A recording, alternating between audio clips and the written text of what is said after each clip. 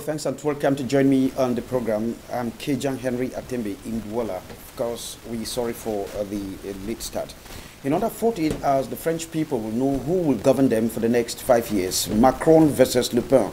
That is the lineup for the finals of the French elections that is coming up. And of course, we are going to know more whether or not President Muhammadu Buhari of the Federal Republic of Nigeria will step down, as the ailing president is reported to have consulted the higher council for his replacement. And why not talk on the mastership or the activities of the Douala Ports Authority and more.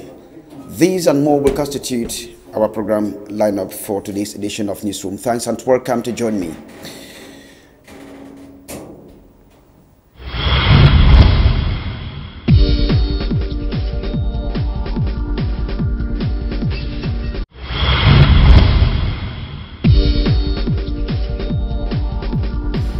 Well, a quick presentation of our guest today is Muchi Awah. Muchi Awah is a custom broker. Thanks and welcome to join me on the program, Muchi. Thanks, Henry, and hi to televiewers. Thanks for inviting me to your program. Well, just an answer, Muchi Awah, you are not only a custom broker, but I must admit that you are a senior citizen of the church and, of course, of Songwa. Songwa is in the northwest region of Cameroon. But then we understand that the church and religion is moving up very smoothly. This time, something is coming up at the Presbyterian Church where you are. Yeah, you're right. I'm here on a ticket of the fundraising committee of the Presbyterian Church in Bonaberi, where I'm secretary of the congregation also. And there's a grand event that is taking place tomorrow, which is the fundraising for the construction of the manse and the Sunday school. So you would understand that for the past 12 years, if you're passing through Nouvelle Route just at Forever, you would see the beautiful architectural structure that is there posing as the Presbyterian Church in Bonaberi. But conspicuously, we don't have a structure for our kids, which is a Sunday school, and our pastors also don't have somewhere to live. And so this time around, our pastors are in the quarters. So this time around, we have decided, we have actually gone on campaign, want to fundraise and put up a structure that would befit the main building that you see.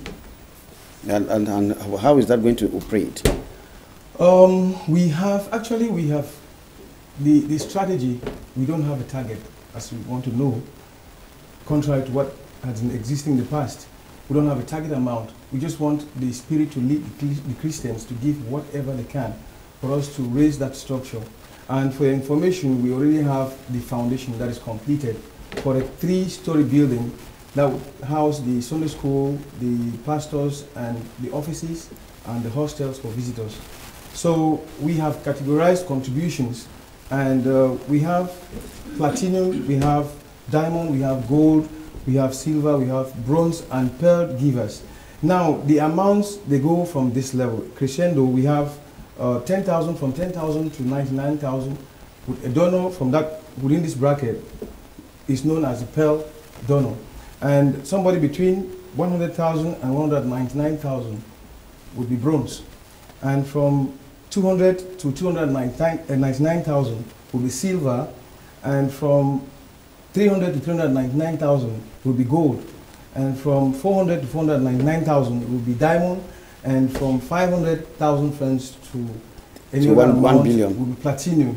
And that's how we have categorized the contributions. So tomorrow is a grand event. We are inviting the Christian community in Bonaberi from all the other denominations. We are inviting them to this event. It starts at 7:30 a.m. in the morning, and it will be presided over by our parish pastor, who also doubles as the Presbyterial Secretary for the Mongo Presbytery. Will the moderator be coming? No, this time around the event, for your information, would be chaired by no other person but Barrister Tumfo Nikolale. With a group of coordinators, we have Chief Ada Kesi and Brother Graham Jingam and Metro Johnson. These are seasoned fundraisers for our contribution, and I'm inviting frontline Christians. Yes, I'm inviting front bench my Christians. brother. I'm inviting my brother Elie Smith and Kejang and also Alex. co-panelists to this event. Well, thanks very much, Tamuchi. We wish them well, especially You're welcome. as that will be an occasion for Barrister Tumfoni Kuhale to thank God for his new appointment. Well, Elie Smith is here. Elie, welcome to the program. Thank you. It's always a pleasure to be here. Elie, I'm happy you are here. Elie, there is this worry.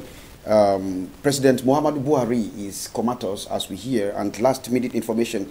Well, some media, social media, have already started predicting that he's dead. Well, how do you look at the present situation in Nigeria? And this is the third president on a roll who is probably going to die in power.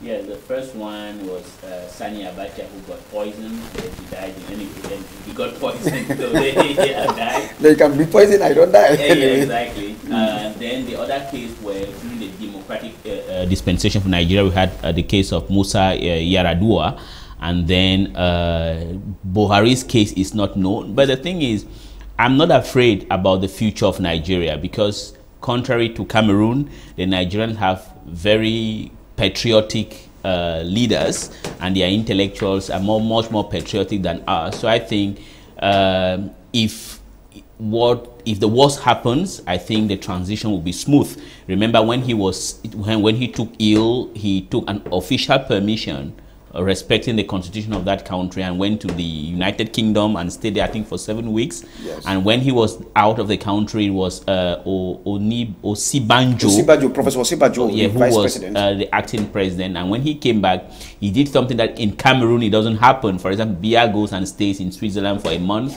and when he comes back, it's as if the business as usual. When he came back, he had to write officially to the parliament to inform them that he's back, and then they gave him a nod to continue. So I don't think there's no cause for alarm. The only fear that people may have is about the fight against Boko Haram insurgents in the northeast of Nigeria, because he has been waging a good war against that organization. The fear is that if he happens to pass away, perhaps the same enthusiasm will not animate his predecessor. But we wish him well. The worst hasn't yet happened. What we have currently are just mere speculation being floated by social media. But how do you feel when you hear the way they report on the health of the president of the Federal Republic of Nigeria, contrary to what might hold in Cameroon? Because, well, we know that it is a taboo subject to even say that the president has fever. He's ill. But you have to understand, we need not to be surprised, because we are in a dictatorship and they are in a democracy. And in a democracy, you have to be transparent to a certain point. In Nigeria, that is it. You can not only about reporting on the health of the president of Nigeria, even the report on Boko Haram is different from what you have in Cameroon. In Cameroon, our Minister of Communication will present our armies as the best in the world, who respect human rights, whereas in reality, if Boko Haram is prospering in Cameroon, it's partly because the government of Cameroon has malhandled the situation, and that our army, saying it doesn't mean that I'm not patriotic, no, have also been committing atrocious acts there. You see that the way the Nigerian media report the campaign in the northeast about Boko Haram is different from the way we report here. Anyway, we don't even have the rights to go there. Our reporters don't even have the right to go and cover it. And now, as per the health of the president of Nigeria, it is night and day concerning Cameroon. In Cameroon, you cannot say Paul Biya is an old person who has difficulty to walk. You even saw that there was a point in time where they even did a Photoshop claiming that Paul Biya went to pay homage to fallen soldiers, whereas he never did it. When you have people who came from Chad, and the president of Chad who came from Chad and did the same thing. Fruni came all the way from Bamenda to do the same thing, to go at the Yaoundé military hospital. But Biya, who is just a stone through across, not very far from the military hospital, never went there. So the thing is, you need to understand, Cameroon is not a democracy, and Nigeria is a democracy. So that's the reason why you need to be transparent in Nigeria, but in Cameroon, we need to fight for transparency. Government spokesperson Adeshina, which happens to be somebody you know very well. You know, he was the editor-in-chief of, has been an editor-in-chief picked by President Buhari, which is not the case here in Cameroon. That's the government spokesperson for the Aso Rock spokesperson, actually revealed that the president has consulted some top three former presidents who he says should look for a good choice from that area. That should be a pointer to the fact that he's contemplating resignation. Yeah, which means that he's a man who loves Nigeria.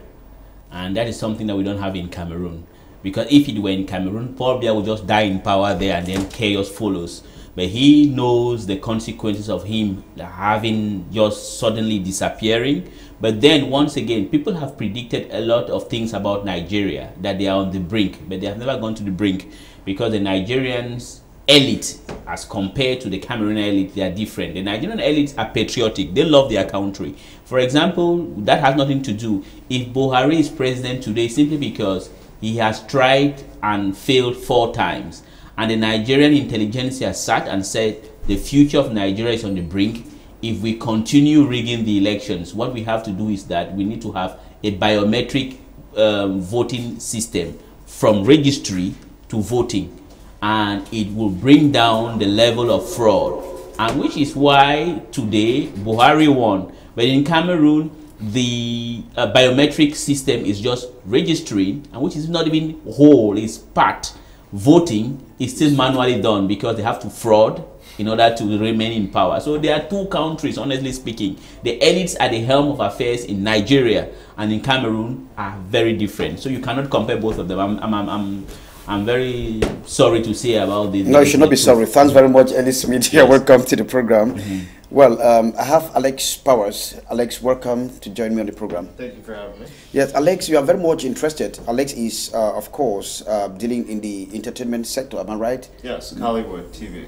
Yeah, TV. That's good. And then you are very much into the films. Since you are here, what difference have you seen in the way we produce our films? Well, the films are good. They need some consulting from the international community to build on their quality. But what I'm doing and what our company is doing is we've built a platform called Hollywood.tv, and that platform will be a pay-per-view system where the content can be monetized. Because you have a tremendous amount of potential. The artists here are quite talented. They put together high-quality movies, but then they're pirated, or they're just stolen, or they don't see any money coming back from their hard work. And you can't keep producing, you can't keep creating if you're losing money. So, you know, we had the Hollywood event, we had the Cameroon International Film Festival, which was wonderful, but unlike Nigeria, everybody's broke, you know, and you can't have that. So what we're trying to do is bring in the expat community. Our system will be online. It will be available throughout the world. We're focusing more on the expat community to see if they can, you know, they'll buy the movies, and then the money comes back to the artists themselves so that they can monetize and build and continue to grow with their talent. How are you working with the local artists? We work directly with them. We're working directly with the producers and directors. Mainly, most of them so far I've met are out of Boya, the Anglophones. But we'll work with the Francophones as well, and you know we're looking for anyone, even if it's Canal, for example. If you have original content and you want to monetize it, you'll put it on our platform. You'll have control over it. You have your royalty controls, and you'll benefit from the international community purchasing your content and enjoying it. And to be fair, the demand's there. I mean, there are so many expat Cameroonians, Nigerians, South Africans that love English content. They love even French content, but they love the African Cameroonian art, and the movies are good. The best picture this year was Kiss of Death. It dealt with women being forced into marriage and then being abused, and these are important subjects that are global issues. And I commend the artists for producing this content. So we just want to be in the middle here to help monetize them. Our company's not particularly doing this to make money, but we were able to bring in a high-quality platform. Well, thanks very much. We haven't much time to talk about what you're doing in the film industry. Gentlemen, we'll have a break, and then when we come back, we have on our first discussion.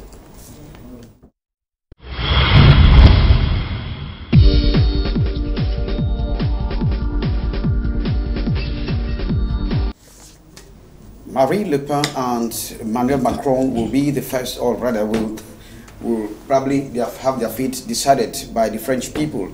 And as everybody waits, we on Newsroom today equally have interest in the elections. Elie Smith, Manuel Macron versus Marine Le Pen. How do you look at the finals of the French elections? Well, this is one of the strange things in democracy. In democracy, it is somehow unpredictability, but this time around, I don't know, maybe there can be a kind of some seismic changes. I think the president of France is going to be Emmanuel Macron, because all the networks are for him, the industrialists, the political establishment of the left and the right are for him. For example, when you look at people like the former prime minister, who was foreign minister as well, what is his name, Dominique de Villepin, you have Delevoye, who is the president of the Economic and Social Council, you have Renaud Dutreuil, well, a number of them. Then when Sarkozy was president, when they created a commission headed by Jacques Attali, he was part of that commission, so his ambition began 9 years ago. So I think that the future president of France is going to be Emmanuel Macron.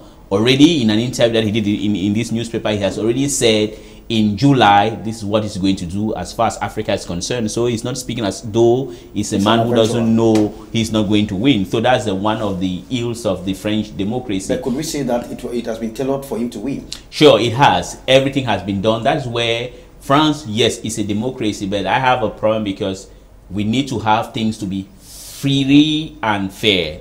The French people have to decide whom they want as their leader. But when you have all major media houses, all major banks, the financial world ganging up and supporting one man, I think it was unfair on the side of Marine Le Pen. Do you see, Muchi, do you see a miracle, just like Elie is saying, where the situation can be overturned? Well, everything is possible. Judging that Marine Le Pen has a very strong ties with I agree. I agree with Putin. I agree in total with what Elie is saying. But as far as politics is concerned, it's a game that has to do with two candidates. We should not undermine the performance of Marine Le Pen so far.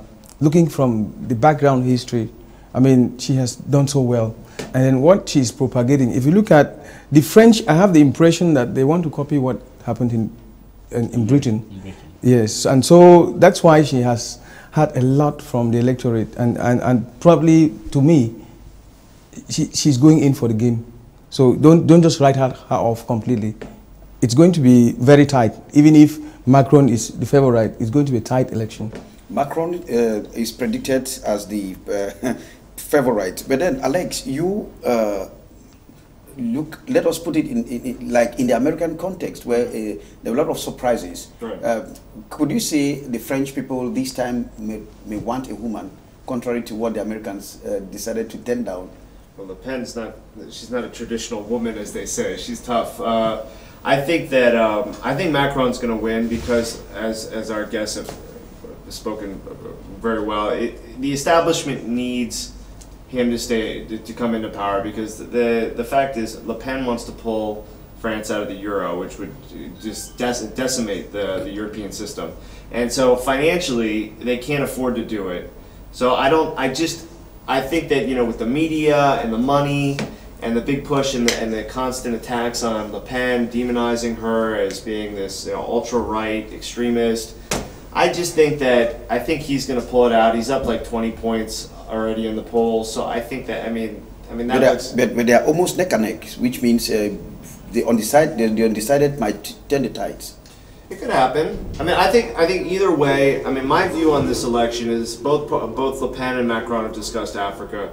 I told you this before. I have a problem with France looting African wealth via the Central African franc. They steal 80% of the African money. So either way, both candidates know that either way, their policies on Africa, nothing will change, because if they do, France will be a fifth world country. They can't afford all their social programs without looting Africa. And it's a shame, because Africa could be, especially French Africa, should be a wealthy continent, but instead 80% of your money goes to the French banks. It just sits in an exchange.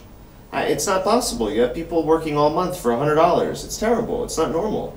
And so, You know? and so Macron might be that person now. Elie Smith. Yeah. Macron versus Marine Le Pen. But then there is something that the people do not want about Marine Le Pen. Just like Alex was saying, pulling France from Euro.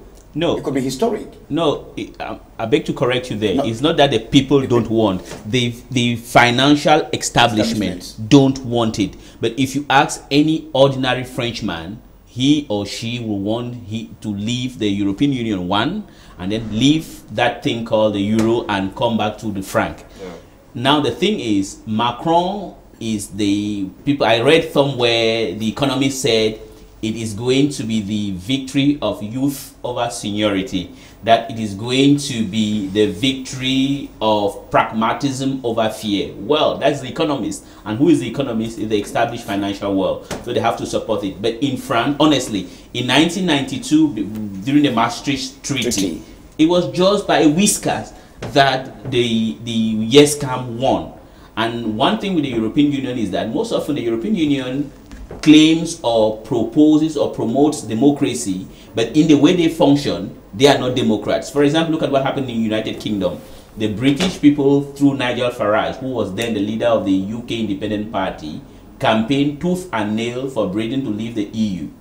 Now, but when you go back, you see people like Guy Verhofstadt or Juncker trying to pull the strings from behind, which means when the people vote, is the people's will. So in France, ordinary French men and women want people to leave the EU because they think that EU is becoming a kind of super state, and it is true in the constitution of the EU that law is the laws voted in Brussels supersedes internal or national laws, which means that they have surrendered their sovereignty to somebody who is there in Brussels. So if this election were to be free and fair, yes, it is true that Le Pen has inherited a bad history from her father or from what the alt-right used to be.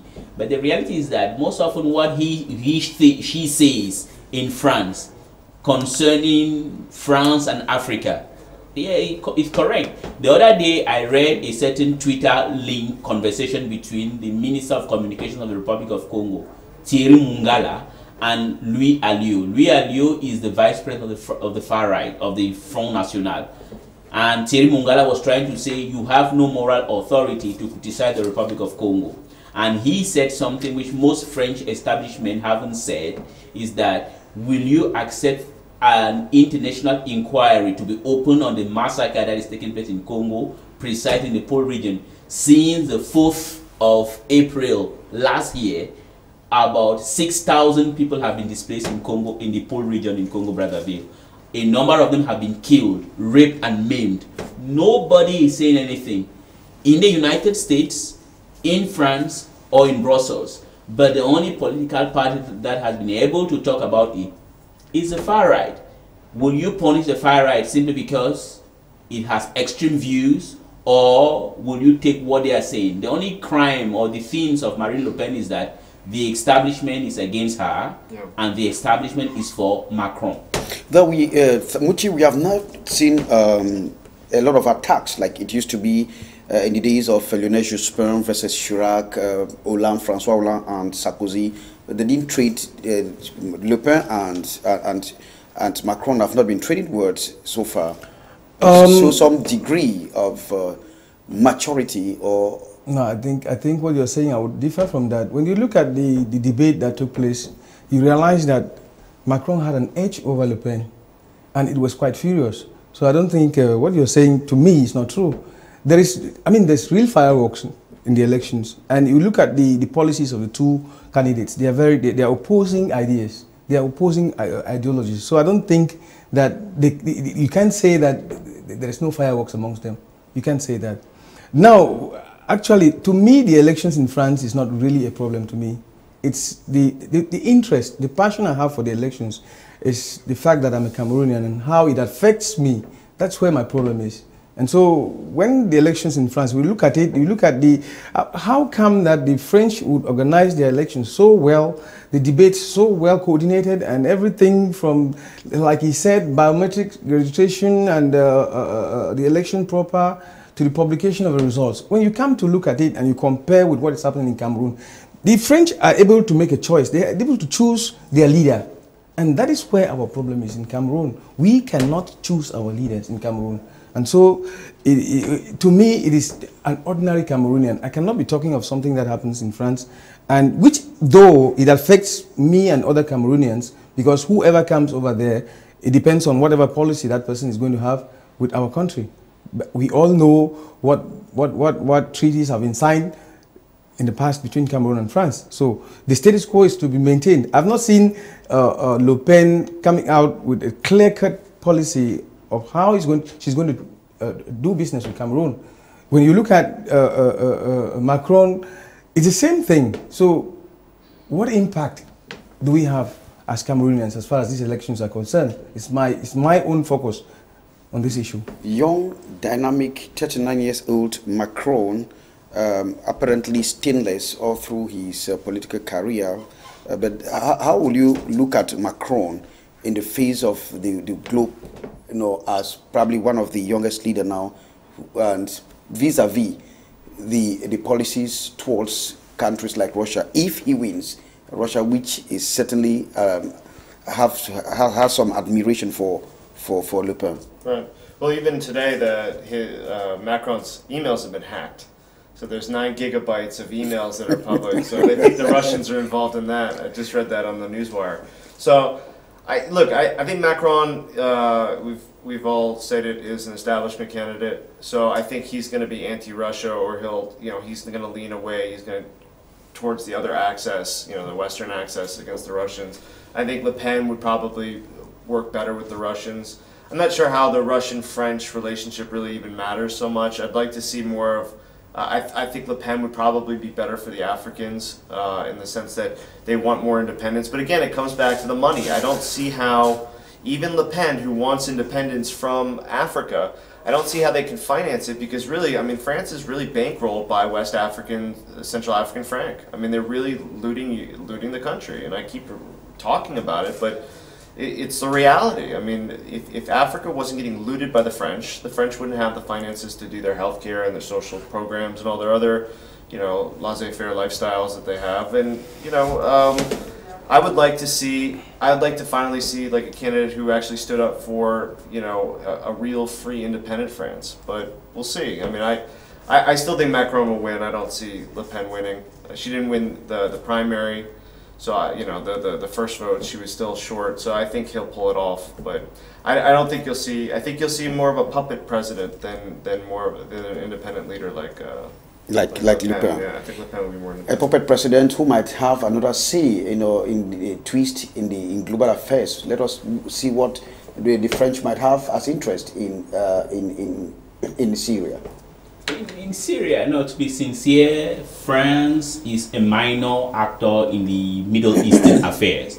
If we want to return to 2003, when George Bush and Tony Blair did a very good job, because there are many people who tend to say, okay, as far as I'm concerned, if a dictator is killed, it's a very good thing.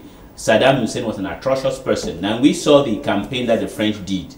They did what is called a mosquito diplomacy. They spoke a lot. They had an ally, Russia, Spain, of the guy who brought down Aznar, I've forgotten his name, but Zapatero, Chirac, and Russia, and then there was one gentleman in Germany called Gerhard Schroeder. They aligned and they were against Great Britain and the United States in their campaign to dislodge Saddam Hussein. So the thing is that the role of France in the Middle East is minute. France has a preponderant role in French-speaking Africa. Since the fall of the Berlin Wall, they have kind of lost their paddles, but they still have a preponderant role. So I don't think that Macron is going to have any major role in Syria. If they want to have any major role in Syria, it's in terms of firepower and money.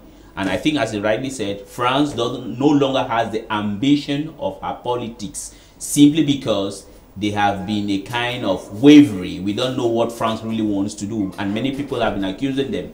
The good thing that de Gaulle had in 1958 was simple. De Gaulle knew what France wanted. But after 1958, when these new guys came up, most of them, we really don't know what they are trying to do. I think is a kind of redefining and now between Marine Le Pen and Macron. As far as Syria is concerned, if you were to say, if they even had the means, I think Marine Le Pen has her own view vis-a-vis Syria. But Marine Le Pen thinks that Bashar al-Assad is a bulwark against the expansion of Islamic militancy, that paradoxically, those who are promoting it, we might not like it, are most often the allies of the United States, Saudi Arabia, Qatar, and Bahrain. Those are the people who are destabilizing this world, and they are good allies of the United States. And now, we have another country in the Middle East that people don't seem to like a lot is Iran. Not people, Western people don't like them, is Iran. Simply because Iran is a Shia nation, is a Shia power, and that Iran doesn't most often dance to the tune of them. And that's the only thing I appreciate with Barack Obama. The only good thing, in my opinion, I might not say he was wrong, anyway, in my opinion, is that the signing of the agreement between the United States and Iran was a very good thing, because it was unfair to allow the preponderant domination of the Muslim Sunnis against the minority Shia. So, to respond to your question, I don't think France will have anything to do in Syria rather than talking or hosting meetings in Paris. And France, yes, and yes, don't Alex. forget Libya. So, Libya as well. I mean, Sarkozy destroyed Libya, and all of the weapons went north to Syria. Exactly. They funded the ISIS crowd. Exactly. I mean, so France has definitely played their role in destroying the Middle East. And I mean, even though they stayed out of Iraq, which I worked in Iraq, I was with the Bush administration, and I was actually worked for Ambassador Bremer. Iraq was a mistake. We never should have gone there. We should have let it be. Even though Saddam was a bad guy, he kept the region stable. Stable, yeah. And sometimes you need a strong man. I mean, I'm not saying he was a good guy. He wasn't. But to say that what we have today is not better than it was before. I mean, Iraq was a beautiful country before we destroyed it. So, sorry, let me Yes. jump in here. Yeah. Okay. I'm surprised the way he talks. No, that's good. But then He's very honest. We are wrapping up. We'll be wrapping up with that. But then France, you say you don't have interest on whether or not Marine Le Pen wins, but you should have interest on what France will do to Cameroon. No, I said whether Marine Le Pen or Macron, what my interest is, what is the relationship between France and Cameroon? Yeah, and Cameroon, and but also the other French African countries, like he was saying. It doesn't matter, because when you look at their policies towards African states, you really think that these guys are going to cut off from Africa? Because when I listen to Marine Le Pen, she's having that kind of xenophobic tendency towards Africans. She doesn't want immigrants. She doesn't want the massive influx of Africans into France. She wants us to pull out from the CFA and all this stuff. Is it possible for France to leave the CFA?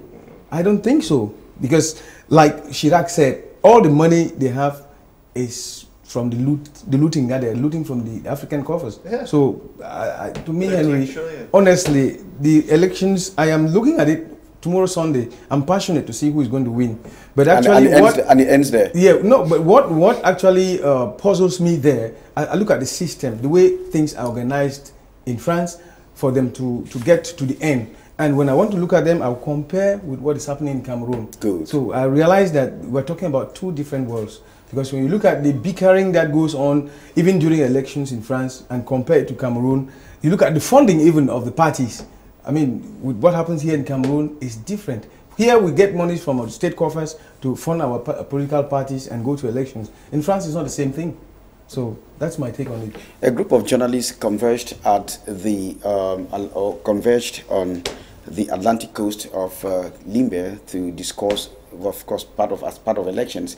Well, it was a happy coincidence during the World Press Freedom Day, and their focus was on the rights of minority or the underprivileged voters. In fact, elections and human rights abuse during elections, or even before elections. So, gentlemen, we are going to have a break to have this feed, thanks to Calvin Tekam, to have some interviews, because I talked to some of the journalists who were there. When we come back, we will try to see how that election will relate with the elections in Cameroon. I think the most important thing I learned from the ELECAM board member, Mr. Atembeh, was this nuance between the Director of Elections Cameroon and the president of the board, where he revealed to us that there's a presidential decree that appoints the president of the board of Elecam and a second decree that appoints that same president of the board as the president of the elections Cameroon. And consequently, many Cameroonians have always not understood the role that is supposed to be played by the president of the board, who doubles as the president of elections Cameroon. And so the role he plays is always in confrontation with that of the director of elections Cameroon. So from his revelation, I better understand that the president of elections Cameroon has certain control over the administrative functionings of elections Cameroon. That was very primordial to me in his outing, and also he got to inform us about some of the challenges that the body is facing, mindful of the law putting in place elections Cameroon. So there is more to be done by Parliament with regards to elections Cameroon than the members of the body going about with their duties in Cameroon. There is much to be done to give elections Cameroon greater empowerment to carry out their duties. So he pointed out that, and that even they who are members of the board of directors, they get very frustrated sometimes in their day-to-day activities, mindful of the laws putting in place that board. I think that was basically what I had from his outing. That is a laudable initiative to bring journalists together like this and remind them of their duties, because sometimes due to environmental factors we lost touch of focus, and when we go off focus we do not do the right thing, we're not helping the public. And being the watchdog of the society, we have to be reminded each moment of our duties so we do the right things at the right time for the right results, irrespective of the odds. I learned a lot about the electoral court yesterday, most especially the 10 senators from each region, 7 elected, 3 appointed, and you cannot be a senator if you are not at least 40 of each. There's so much I picked up from the electoral court yesterday, and today, falling in line with the media, human rights and elections, necessary big points that I should have. I've just been reminded on what to do before, during and after the elections. During the elections, it's out of place, like one of my colleagues said during a brainstorming, it's out of place to be profiling a candidate, because these are things that you do before the elections. But unfortunately, there are some small lapses that we do when we are practicing, and such an initiative just reminds us to do this before, this during, and this after the elections, while respecting the canons of the profession, because that's very important.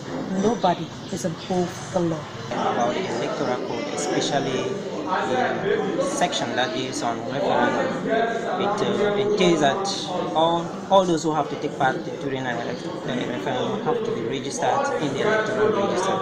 And we have to understand that in the past, or presently, that is one of the aspects, especially since many people have developed a feeling of apathy towards election. Most of them are not registered in the electoral register. So if it were to happen that the head of state calls for a referendum today, many of us will not be able to participate because we are not even registered in the electoral register. Then what we were equally made to understand is that at the end of the day, it's the head of states who initiates a referendum, which means if the head of state tomorrow decides to resolve the problem plaguing the two Anglophone regions vis-a-vis the rest of the country by submitting it for a referendum, I think it will be welcomed by the people of the Northwest and Southwest region, because they think that for the problem to be solved, the head of state should call for a referendum where the question of Cameroon becoming a federal state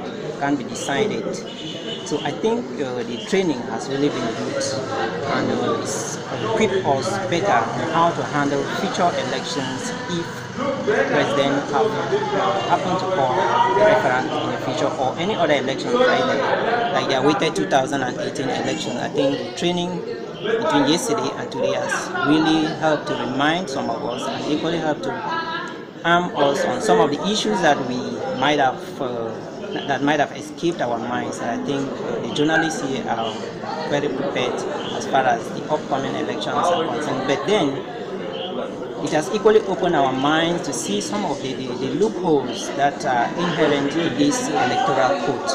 For instance, the electoral code provides that there should be a constitutional council that declares the results, but up to date as we speak, the Constitutional Council has still not been established, and it's the Supreme Court that has been playing the role of the Constitutional Council. First of all, you know that most of the times we shy away from election reporting, given that the aspect of the electoral code has been a big issue for us to always go through. So I want to say this seminar has been very enriching because I have a lot to take back home to give out to the people, especially to the people in the Southwest region, and as we're preparing for the 2018 presidential election, I think it's going to do a lot of good and a lot of sensitization to the community, because most of the time that is what we fail to do, to sensitize the people, to make them know about this important aspect that concerns election. The attention paid to the marginalized,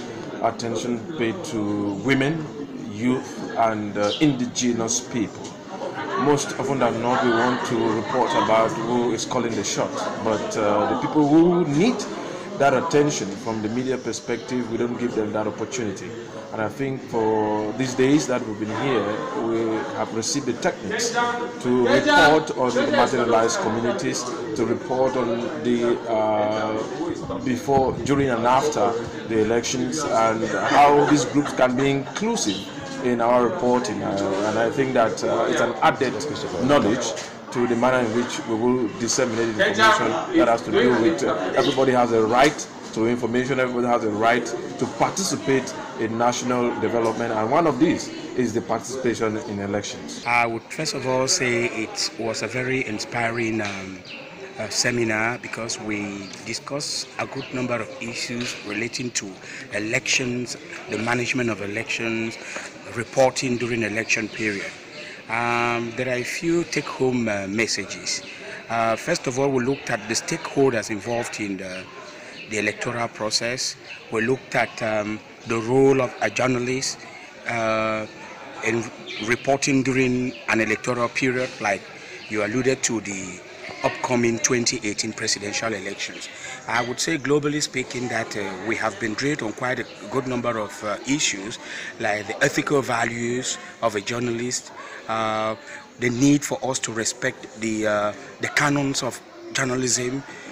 We were reminded about the ABC of a journalist, that is told to have an accurate, a balanced and credible story. One of the things that I'm leaving here with today is the fact that the media play a very significant role in ensuring free, fair and transparent elections. One of the things I didn't know before coming here was the fact that we are supposed to be involved in the process from before elections, during and then after elections. And one of the things I equally learned here was the fact that we are supposed to report from a human rights perspective, and the inclusiveness of the elections should be our focus. For example, we need to make sure that marginalized persons in our society are involved. We need to tell them that they have a right to vote and equally a right to be voted. We equally had time to elaborately look at the electoral code. We actually got to find lapses in the code. For example, there is a clause that says whoever has to partake in elections has to be sane.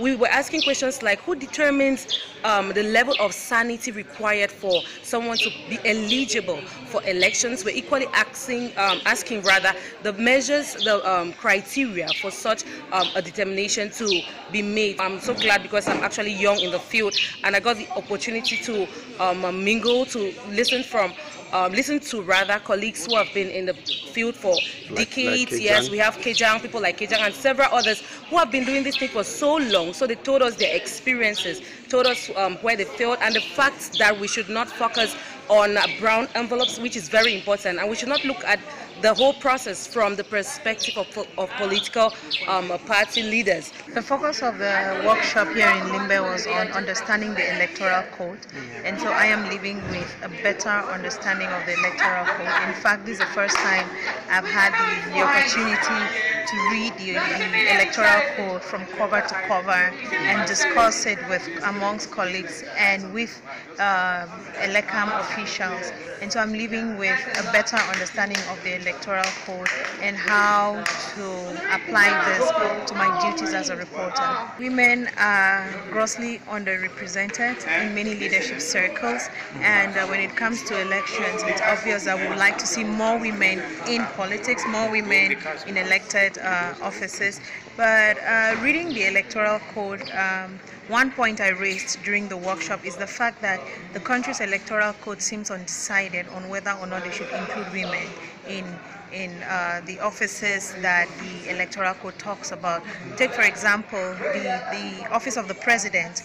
Consistently throughout the provisions. The provisions of the electoral code, you see the electoral code talking about he. They're making references to he, and even where they talk about the swearing in is Mr. And then after that, you start seeing them using he or she. And to me, that is very insensitive to the women who would like to aspire for that, to be part of that, to hold that position in the country. To report on electoral issues, I need to keep in the back of my mind that the terrain is not smooth. We know that we operate and practice in a terrain that is at times very hostile, coming from politicians, overzealous administrators. So take home is that I need to be assertive and I must be very proactive. Going back home, we know that 2018 is an election year for Cameroon, multiple elections. So we have to go back, start preparing the electorate, even those who have not yet been registered on the electoral registers, to do so. We have to tell them what political platforms exist in our country, what the electoral laws say as per the electoral code that exists in Cameroon, and the possibilities for other people living with disabilities, what possibilities that are there for them, those that are convicted, ex-convicts, what possibilities exist for them, and also going home with the knowledge that we have freedom as journalists, but we must exercise this freedom with a lot of responsibility. Also knowing that it's not because we've got the facts, because we have got, facts that are truthful. We dispense this, we relay this information to our listeners, to our televiewers, and to our readers responsibly, so that we contribute positively to the development of our nation.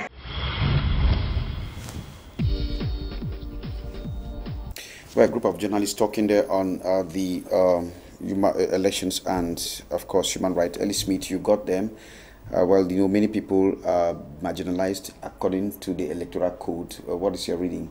Yeah, a lot of fallacies already? Yeah, my reading is that the electoral code in Cameroon was tailored to suit Mr. Biya. It is not, as we are saying off record here, that what I'm saying is that it wasn't made in a way whereby it should be transparent, or that elections in this country should be free and fair. That's the reason why I think one of the participants was talking about when you have all the he, without being sensitive to the gender, because you need to be he or she, because we also need to expect that one day in this country we should have a woman as the president of this country. That's correct. It is not just Mr. Biya who has to be there forever. So the thing with the electoral system in Cameroon is that it is a very bad electoral system. If I could say something, I think one thing is Biya has been here for 34 years. We can give him one more year in order to redo a new electoral system which is going to be free and fair, or reflect against him. Against him, he is not the creator of this country. He came and met Cameroon, and certainly he is going to go and Cameroon is going to continue. What I think is that Cameroonians need to be patriotic, need to do something that is going to stay or outlive the current president.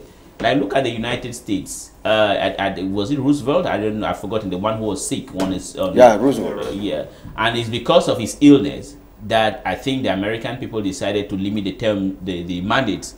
When Nicolas Sarkozy came to France, people might not like Sarkozy. He decided to reform. He said, no, why should we have a president that is there for 7 years, renewable without any limitation? He said, let's modernize France. He brought it up from 7 to 5, and then 2 mandates, limited. So I think that is what we have to do with the electoral system in Cameroon. And I think he was saying it a while ago that when you watch what is going on in France, you understand that really, this is the first world, and this is the third world. Two diametrically opposed. Exactly. Muchi, in the electoral code, they say the electoral code say the president can be elected renewable, but they did not. Yeah, indefinitely for ad infinitum, as you can say. So which is a good law. Oh no, you don't say it's a good law, Henry. The point is, I was listening to Elie, and this idea came up to me. I don't know why you're laughing, or you're smiling. You see, our electoral code, not only the fact that it's been tailored to suit just one person, but what beats my imagination here is the fact that we have the best minds in this country, in Africa, as far as Africa is concerned, as in constitutional law. We have brains that can sit down and write a constitution for this country. Now, come to think of it, it is paradoxical that we have more than 300 political parties in Cameroon, and we have a one-round election. We're close to 25 million Cameroonians. Are you sure? Are you sure? Now, listen, come. Let me. Does it make sense? No, let me come. Are you sure you know the number of Cameroonians that we are? No, when we don't know when the statistics have never published the census. No, he's giving the official. I'm giving figures that are being thrown at us by the media. So don't quarrel with me. The government, not the media. Figures are concerned. Well, the government through the media. The government has. Media. Yes, okay, the government has. There's a media house that propels the policies of the government. What I think is that when I look at it and I imagine that we have a one-round election with more than 200 political parties. Now, meaning that there are we can have anyway, the 200 candidates. The 200 political parties don't go for the... Somebody with just 10% can be able to rule a country. It is really... I don't know whether it makes sense. I'm not qualified to actually elaborate on that. But what I'm saying, to be honest, is that this is an electoral code that gives room for a lot of corruption, a lot of fraud to take place. Because we have... Not only we don't have a single ballot that could actually give credence to the results of the election, we have multiple ballot papers that are put. At times when you go to elections, you can remember, when you vote and you come out, there are some parties that will ask you to bring the ballot papers of the other opponents so that they can pay you.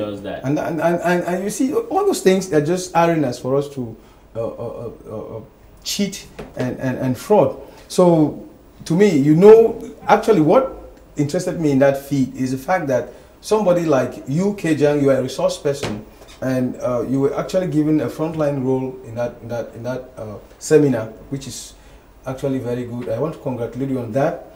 And secondly, I'll look at the media when you see the role the media is playing in elections, because you have the press as a whole, you have the duty to shape opinion, you have the duty to actually decide for the electorate where their ballot or their choices would be.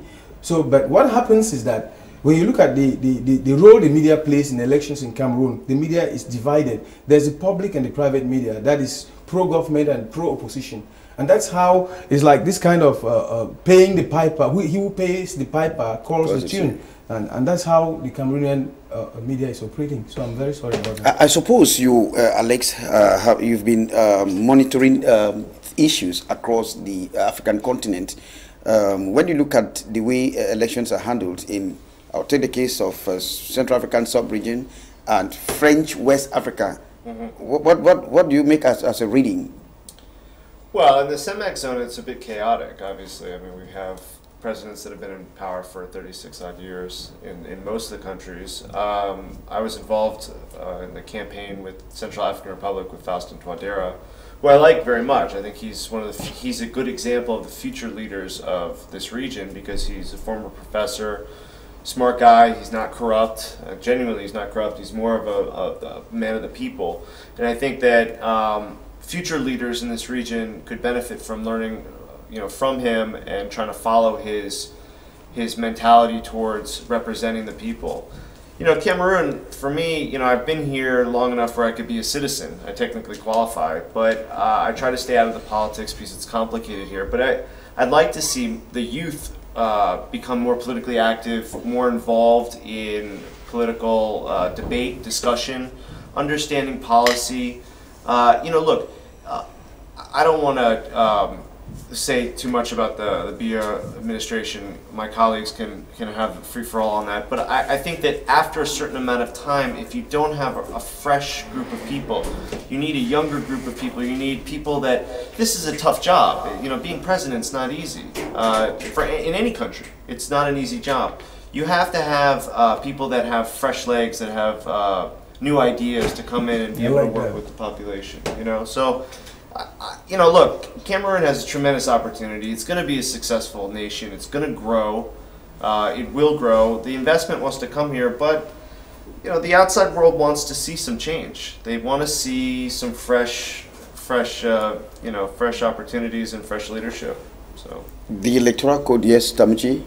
No, I'm okay. Okay. Now, Elie, we'll probably before we go back to our main discussion, which is France. The electoral code is so complicatedly tailored in a way that sometimes the people themselves, the elecam has nothing to do during the elections. Yeah. Elecam's job ends at registration and seeing that they distribute voters' cards and make provisions for material, after which they have nothing to do. The Constitutional Council has to take over, though absent, and the Supreme Court is sitting in for it, which means that elecam cannot control elections in this country. Yes, well, the thing in Cameroon is that it's a very confusive country. I think it's done that deliberately. And I think after election of the Ministry of Interior or the Territorial Administration, that takes care of the provision of the publication of the result. In an organized country where the civil servants are independent, like in France, there's no problem. The Ministry of Territorial Administration can take care of it.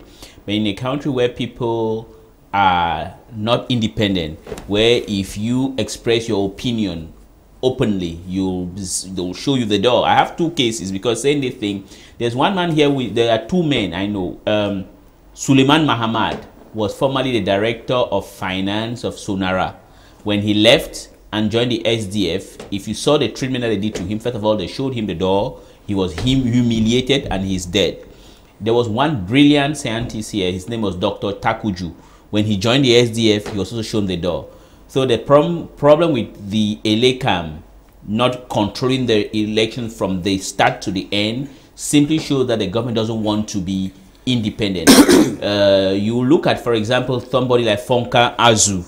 I don't want to say he was a paragon of probity or whatever, but the thing is that if you look at the fact that he was shown the door or that his mandate was respected, whereas most of his entourage were renewed, it simply shows that the government was afraid that perhaps this man, because he has been mingling with a number of people, visited by the United States ambassador, by the French ambassador, and people were afraid that if these Westerners come and visit him, maybe this guy is going to be independent-minded, they can police him, so let's respect the constitution of the elecam and throw him away. The thing in Cameroon is that first of all is that Paul Biya has never won any elections in this country.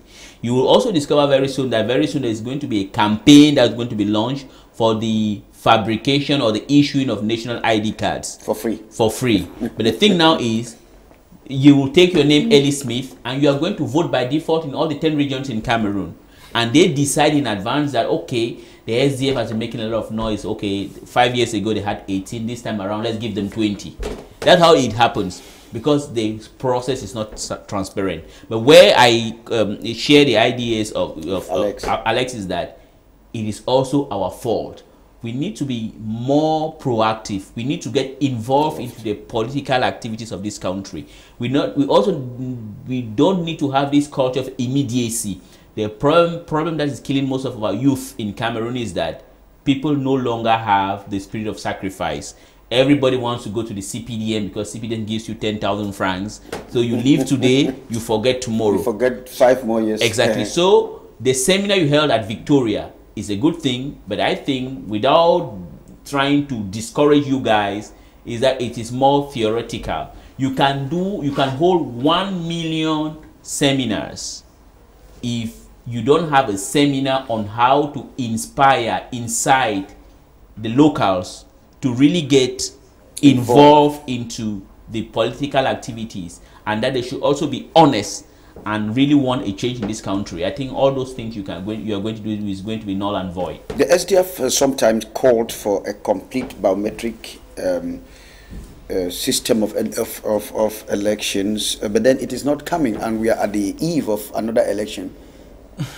Well, Henry, if you are talking about the SDF, within the present dispensation, I don't really think that there can be any political transition in this country. I mean, like with the electoral law. No, it's not possible. It's not possible.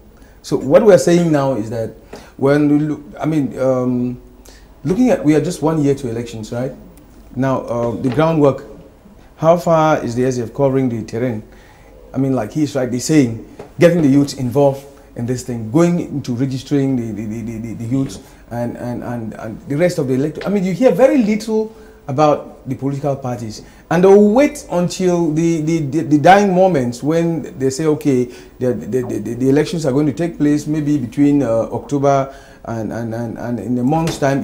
You see people rushing into the quarters now to form cells and basic organs and all of that. You see campaigning going on. So why are people not campaigning now? Why is it that there's no political talk? The discourse should be now, because in 1 year it's just we're just 12 months to go for elections. And so all the institutions are supposed to be in place. The political parties are supposed, the stakeholders, like you people said there, everything is supposed to be in place now for us to prepare. And at that level, we would know, because even with bad laws in place, everything being equal, the CPDM will not win. It's very possible. Well, we are going to meet one of the resource persons, Kevin Franklin, of the United Nations Center for Democracy, Human Rights and Democracy, who actually speaks on this issue. Let's get him. Practical, and that's where my satisfaction lies. It's been practical because 5 years ago we discussed probably ethically, theoretically, not practically. This time we discussed practically, and what are the practical things we can do to make things change, and those are the things we discussed. So you will bear with me that there is change in the horizon if we can apply what we have discussed here, if we can actually change also our ways of reasoning and our ways of acting as professional journalists, if we can actually make the difference between what we do as personal, as individuals, as what we do as professionals, then there is going to be a very big change. And I think because we have practiced, we then have to just take it into newsroom attitude, and everything is going to be different. I think I'm quite satisfied. Satisfied with the level of interaction, satisfied with the level of participation, satisfied with the knowledge exchange and the passion with which they worked on understanding the electoral code. This was quite satisfactory, and I think that we will be making a recommendation to the election management body to make sure that they work closely with media professionals. This is capital to the success of the electoral process. This is capital to a peaceful, non-violent electoral process, and I think Limbe has demonstrated that media has a critical role in critical times like this, and we only can push them, we only can give them the capacity they need to be able to function properly. And maybe a word will go to owners of media organs as well, that they should ensure that journalists have the necessary facilities, equipment, training, remuneration required for them to work efficiently. They will see that this is a booster and that their news organs can be much more performant with journalists who are satisfied with the way they work.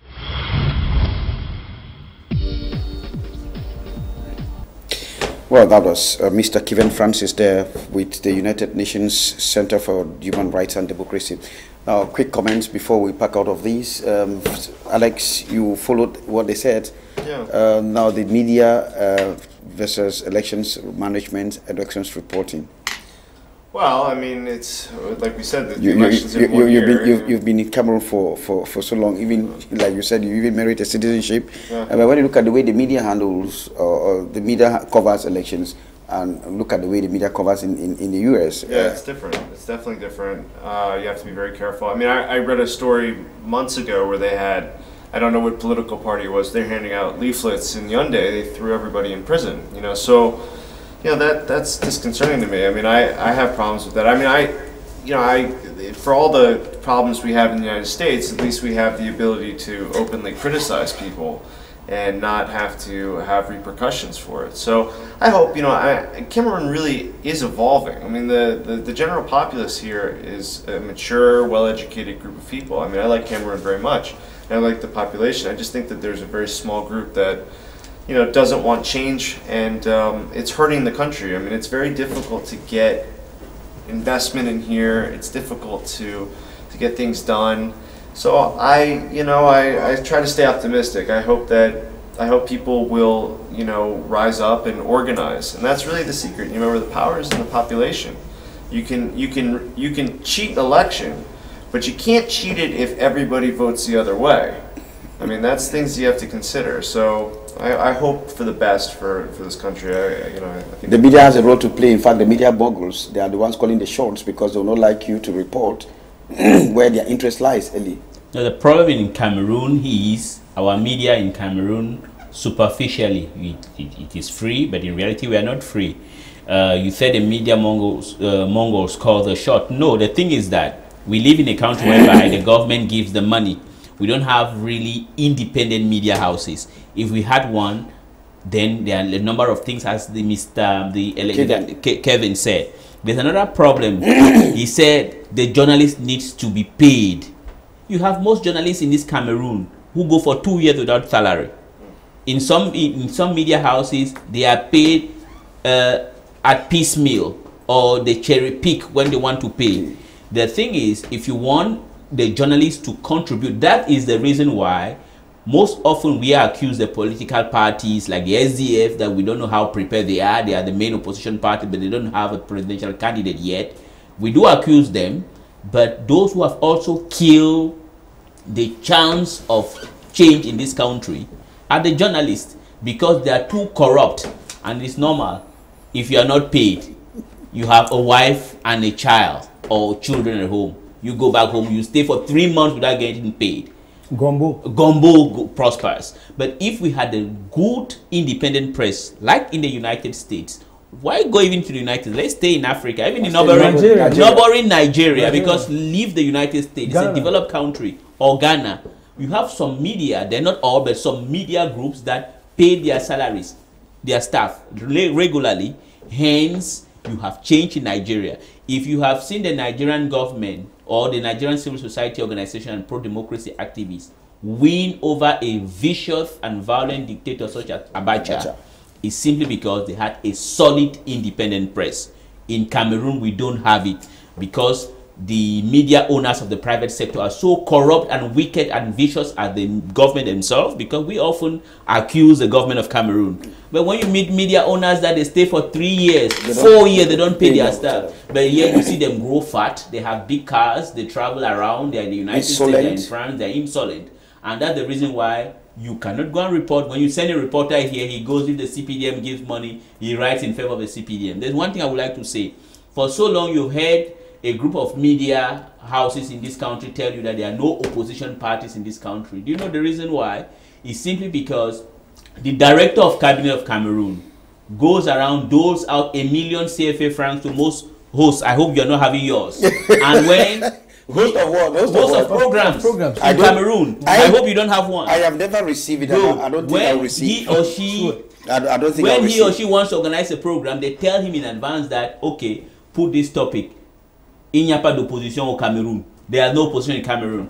When you start spreading such rumors, people take it like the right gospel truth, like right. That's the problem in Cameroon. So I think in Cameroon, while we will be criticizing the opposition, the inadequate civil society organizations that we have, or the civil societies, we also need to have the courage as pressmen to tell the truth. And the enemies of the press in Cameroon, we have two enemies. The government and the boss themselves and the bosses of the private press. They are crooked, wicked people, and they are not helping this country. And I would add that because I'm in the industry, the other part is the advertisers. Yes. I mean, Afric Media is a good example. They want to do free for all, right? But they can't get advertising, so they have to be subsidized by certain governments. So if you notice, if you watch some of their networks, their shows, they don't talk about certain countries in CEMEC. Yes. I won't mention them, but because I like them. Yes. But I would say that it is a real hurdle trying to get, if you're trying to do free and fair media. I mean, one of the companies I work with is Le Messenger. And Pius Njawe created that newspaper. I mean, he was put in jail numerous times. He was kicked out of the country because he reported on the administration. So it's tough. It's a tough juggle. You can't get MTN, Orange, all these big companies. They don't want to write checks because they're afraid that you're going to embarrass them or hurt them or get them in a bad position. And then, like you said, there's also just corruption. Yeah, it's too corrupt. Just paying to write the articles. It happens all the time. Exactly. Tabuchi, if you don't tool the lines, you will not have the adverts, like Alex was saying. Yeah, I said it in the beginning that the policy here is he who pays the piper will call for the tune. So it is very clear. There's no way for a journalist to operate within the system without being corrupt. They oblige you. Times would oblige you to be corrupt. So, well, thank gentlemen. Well, let's continue. Apparently, the Port Authority of Douala has acquired a crane, 5.5 billion francs crane, which is supposed to be doing work for this Port Authority. But there is already complaint coming from the, let me say, the importers, that this is going to be a disaster for them. Tamuchi, you are a custom broker, and I suppose you know much about this crane that has been acquired by the Port Authority. But then that is the good news, because there were no cranes, and we were complaining of containers stuck at the ports. But now, why is it so vexing when a new crane is acquired? No, it's not like vexing. It's a good idea. It's a good initiative by DIT to have acquired another crane to the tune of about 5.5 billion, and it's going to hand it over to the PAD, which is Ports Authority. Actually, the whole show, before there was actually this issue of congestion in the ports. Good. And most times that the ships came in or docked in the ports here, we have a river port. First of all, we don't have a seaport, we have a river port.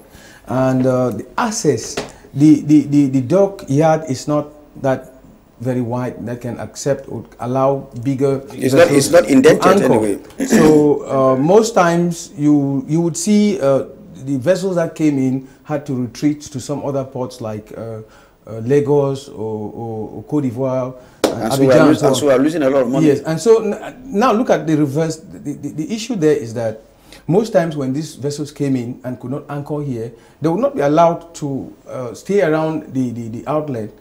They will go back to where there's accessibility for them to anchor. And who covers the cost of all of that is the importer, because they were given double charges. And when they give you double charges, it means that you have to pay for your handling, you pay for transportation, and there's an additional charge because the vessel or the shipper can never be at a loss. That's the first thing. So what happens in the port in Douala here is that at the moment you heard about the congestion, it was because the cranes that were there were not operating, and even if they were operating, they were not really very performant, and that's why there was a lot of congestion, and this congestion has brought a lot to our own economy, because taking out a container in the ports, for example, would take more than 2 or 3 weeks for any importer, and it poses a lot of problems. Now, where it pinches, where the shoe pinches now, is the fact that the importers have to bear the cost of this 5.5, this crane that is coming. That's what I know. Have you been added additional charges? No, the point here, Henry, I should make it clear. The fact that we have acquired a new crane, and they, as DIT says, they're going to concede it to Port Authority, PAD. You don't think, I will not imagine that you can think at any one point that DIT is making a gift of 5.5 billion to a Cameroonian Bolloré, which is very impossible. So round the clock, inversely, we are saying that the importers are going to pay. I'll give you an example. DIT, they just acquired a scanner. They acquired another scanner for the port. They acquire and give to the port. No, listen. They acquired a scanner for the customs, and there's an additional cost being charged to importers for that scanner. Oh, Jesus. There's an additional cost when you go on the rubric that you have for the charges that you pay for your container to come out from the ports. There's an extra charge for the scanner. So why is it that the importer taking bearing the cost of all the additional infrastructure? In this case, what are the importers saying now? First of all, the first thing here is that Cameroon hasn't got the importers syndicate. That's the first thing you should know. And most of the importers, there is Sinotratra. No, forget about that. I'm talking of importers. I'm not talking of Steve Dorris. I'm not talking of transit companies. All right. They have the transit. The transit companies have their syndicate. Yes, okay. But I'm talking of the importers, those of Cameroonians who go out to China, to Europe, and they bring in 1-2 containers. They don't have a syndicate. They cannot decide. Look like the cars, for example, that come into Cameroon. It's a terrible situation. And at the end of the day, when you find the prices of goods in the market so high, you will not imagine that somebody goes out to Europe and imports a container, and when he comes in here with all the charges that are accruing, he will not. The additional cost would also have an effect on the prices in the market. Yeah. So that is a problem. Okay. Yes. Before I get to Elie, Muchi, the congestion problem has been solved. It has been solved. It has been solved, really. But I'll also expose one other issue that is in the ports that we are not very. The ordinary Cameroonian, he doesn't know what is going on there. Presently, as I'm talking, 2 months ago, I'm not sure if it's completed already, you heard about the auction sales that were being taking place. I mean, like the customs, they had to auction more than 5,000 containers that are packed there in the ports. Why should we go in for auction? And when you will not even imagine, because auctioning, first of all, is a deterrent for importers, because the kind of decision. The people import, and when they come, they don't clear their goods from the port. No, it's the high cost. There's something very complex here, Henry. I should tell you the truth. Cameroon has one of the highest custom duties that I've ever known. Because when you come to think of it, that we are paying up to 87% of values of goods, it means that it is so much for importers to bear. And besides the duties, there are some other costs that accrue, that are added to the custom duty. I'm talking of the handling charges and all the other storage charges, and most times when you look at DIT, for example, they are the problem. I am saying it because Bolloré alone handles 80% of the import activities in the ports. And when you go to the container park, for example, it's owned by Bolloré. You go to the car park, the vehicle park, it's owned by Bolloré. You go to the timber park, it's owned by Bolloré. If you go to the container, how do you call it? the area that is reserved for exporting and importing, for exporting fruits is owned by Bolloré. So he has a whole conglomerate that is there in the port, and all the activities they go around Bolloré. And what's happening is that he has the monopoly and he decides the prices. So those charges that are coming, they are charges that you will not even think of it, because when a container, for example, is going out on auction, when the container is being programmed for auction, it means it has gone in an excess of 30 days. And you have an additional charge of 300,000 francs. Let me say 340,000 francs to pay for a crane that takes that container from the dockyard to the dry dock. A distance of less than, let me say a distance of less than 200 meters. You pay 340,000 francs additional for using the DIT. They charge you that amount of money for using their machines or their cranes to carry your container from there to the dry dock. That's besides the normal charges that you pay for inspection and handling charges. So you can imagine an importer in the round pays close to 1 million francs to DIT for one container. Can a country, Elie, rapidly, can a country make 2/5 of its revenue through the customs? Well, no, it's not possible, and I think because the customs department needs to contribute about 2/5 to the national income. To national income, it depends. The bulk of it, the bulk of our income is from import duties. From import duties. And the one other side, just excuse me, one part of it is that we signed the economic partnership agreement. Good. And in that economic partnership agreement, it is known that they're not supposed to collect duties on certain goods that are coming in from European Union. So it makes the whole thing more difficult, because we have some other charges that come in now as taxes and not duties. Yeah, because they want to defray the loss of the income that is due to free trade between the Cameroon and the European Union. And the thing is that one thing is that the port is not even competitive. It appears our port, the Douala port, is one of the, like the blacklist, one of the less competitive along the West African coast. And the other thing, in spite of our position. In spite of the position. Whereas if the Cameroon government was a forthright thinking government, we have a very good coast like the ports of Victoria and the ports of Kribi would have been developed, but they don't want to develop it. That's the reason why that is happening. And I feel bad for Bolloré. I am a person who is liberal. I prefer investors to come. But when you hand over a monopoly to Bolloré, I now see why Macron is going to win, because if he's being financed by Bolloré, then he is going to win. And what is going to change? Nothing. I think nothing is going to change. So that is the bad luck or the bad news for Cameroon, if you're thinking about knowing what Cameroon is going to get from the... No, it's horrible what importers are going to go through. I'm not promising doom, but I'm seeing it already. Just remember, Douala in Yaoundé, 22nd most expensive city to live in the entire world. Oh, gentlemen, thanks for having been part of this program today. Thanks, Elie Smith. Thanks, Muchi and Alex. Thank you very much for coming. Thanks, Henry. Our rendezvous for tomorrow. Please don't forget. Okay. So I'm inviting all of you to. With what do you give me? Am I gold, platinum, or you can take platinum. You have it right. After all, you are coming from the UN seminar. Elie Smith is an international journalist. He has all that it takes for us to put up a man's for our pastor, and Alex, whom I'm knowing for the first time. Alex is a CEO. Yes. So I'm inviting you guys. Okay. Thanks, and to my Christians, my pastor, Reverend Ayuk Ebot, and the associate Reverend Mwangu, we all have the rendezvous tomorrow. And today, and to my boss, Barrister Nkwale, I think all of us will put all our hands are now fixed, and we are sure that tomorrow we are going to make it. And Chief Adakesi. And Chief Adakesi and the rest. I will not name. Thanks, gentlemen, for having been part of this program. Thank you, televiewers, for having been part. Kaven Tekam, and of course, Emmanuel Biveka. Not forgetting our only Roland Lebja, were coordinating the technical activities.